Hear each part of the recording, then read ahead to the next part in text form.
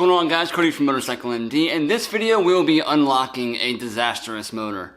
It's an XL185 that I picked up for free. It was like a donor bike and it was all there, but the motor was locked, and who knows how long it's been locked. But this is actually a pretty cool bike. It's a street legal dirt bike in a way, with a 185 motor, with a headlight and tail light and turn signals, and just a fun bike to have, and I would love to have to take out on some trails. And like I've always said, why have one or two projects when you could have 10 and overwhelm yourself to the max? Let's go ahead and get the ball rolling on this one so we can get the motor unlocked, out of the frame, torn down, and we're going to go through it completely. And there's a couple of ways to do that, but the one that I found most useful that someone out there may benefit from would be using a chain wrench, and that's exactly what we're going to do. If you're new to the channel, welcome. We do videos on motorcycle repair and maintenance and diagnosing and projects and builds that I'm working on, and kind of bring you guys along with it. If you like to work on your bike and maintenance it and take care of it, this channel is here to help. We're actually inching pretty close to 100,000 subscribers, which I never thought this channel would get to, so that's also exciting. But if you like taking care of your bike and fixing it rather than breaking it, in the description below there's a course called the Wrench to Ride course. 30 plus videos that me and my buddy Matt from How To Motorcycle Repair put together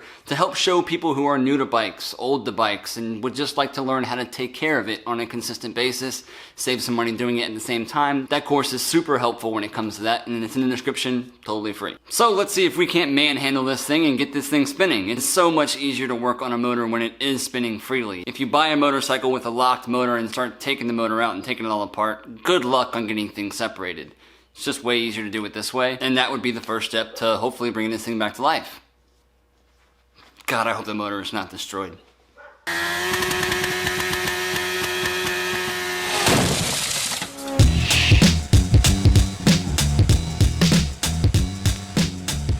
The original owner, where I got it from, had penetrating oil, different types of lubricants to try to free the motor up. Sat in there for 2+ years, he said, without any change and being able to turn it through. So first thing I want to do is just try to crack this thing loose. There's a trick to it. Chain wrench, old junk flywheel works really well. It's only got a couple thousand miles on it. So take these covers off, get to the flywheel, and see if we can't match an old flywheel up to that will hold. To get a chain wrench on that, and we're just gonna rock it, see what happens. I did drain the oil, obviously, before I started remembering that I have to record. It smells like a lot of burnt clutch, honestly, but if you ever smelled a really old motor, it's pretty foul.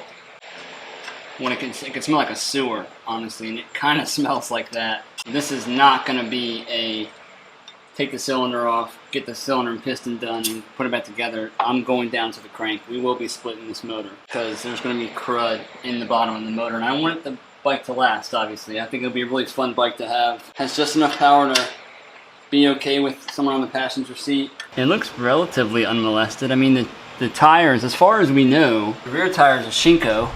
That was changed back in '04 for whatever reason. But the front tire is original Bridgestone, and the date code's like the 31st week of 1980 or something like that, or regardless, it locked.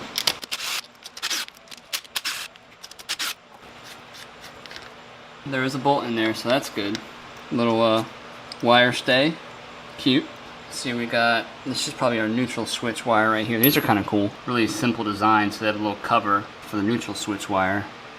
These are spring, so there's like a spring and a washer right behind it, and all it does is just hold the wire in. Pretty neat. Very simple.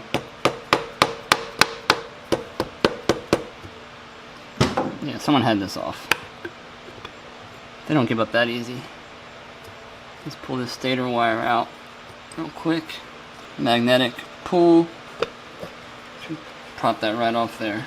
It's a little corrosion on this top one. Oh, it's not corrosion, never mind. There is definitely some mucky mud at the bottom though. And of course the beautiful corrosion on the rotor itself. Now the thing is, I don't want to damage this rotor if I don't have to, because this rotor is definitely usable. So we need to pop this off to get a new rotor on there. So I could not find a rotor that I had laying around to fit this specific bike. I had to order one off eBay. I found the ugliest used one that I could get, or really just the cheapest one. I would recommend that if you plan on doing this to your bike, because you can guarantee crack that rotor or damage it in a way that's unusable.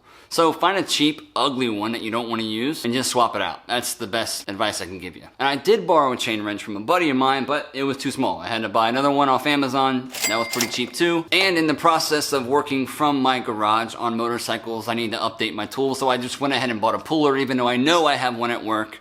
Now I have two. So now we are invested in this bike and we bought stuff for it. And the ticker starts now as to how much we're gonna spend by the end of this thing. Hope it's not too much. But with the tools in hand, let's keep going. Honestly, they both kind of look the same. This has got some rust on the outside.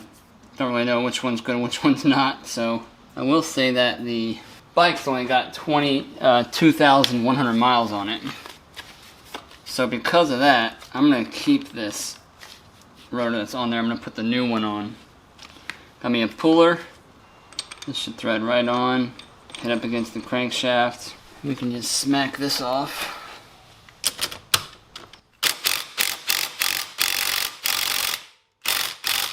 Or not. So I'll do is take a little breaker bar and just hit it.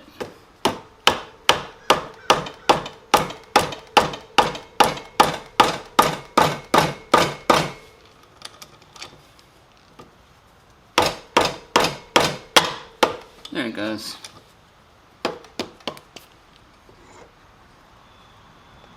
There's our rotor.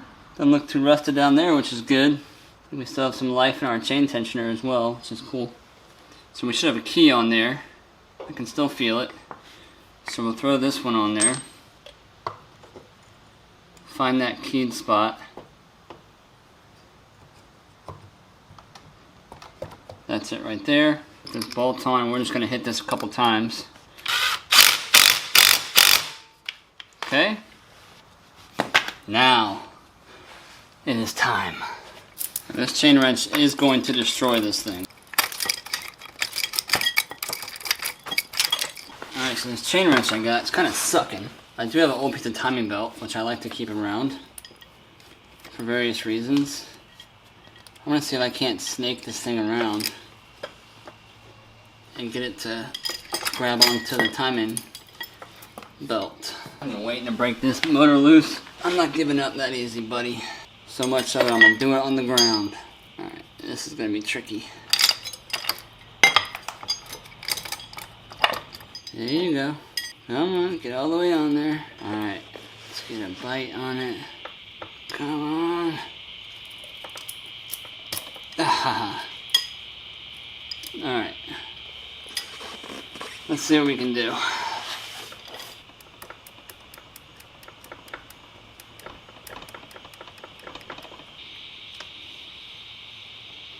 Try going this way.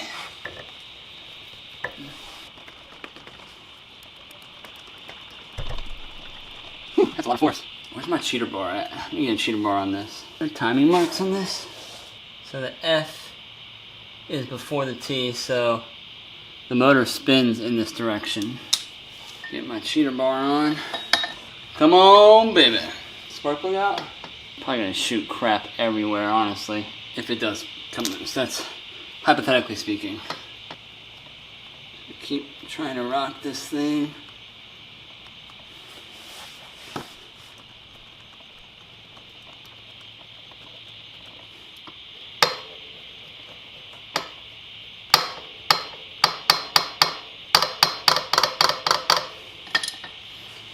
Alright, let's try going the other way.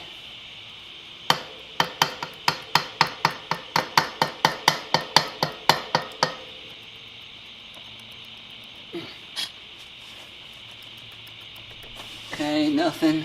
Let's readjust. Make sure the chain's not hitting the case. That would suck. We're looking good. Alright, come on, baby. You know you want to be set free.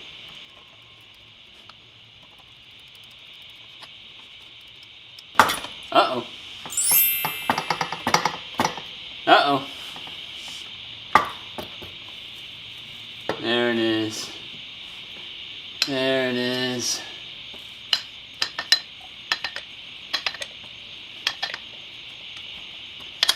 Got some oil seeping out from the spark plug hole because that thing was filled. Alright, let's go back the other way. Alright, try to go backwards again.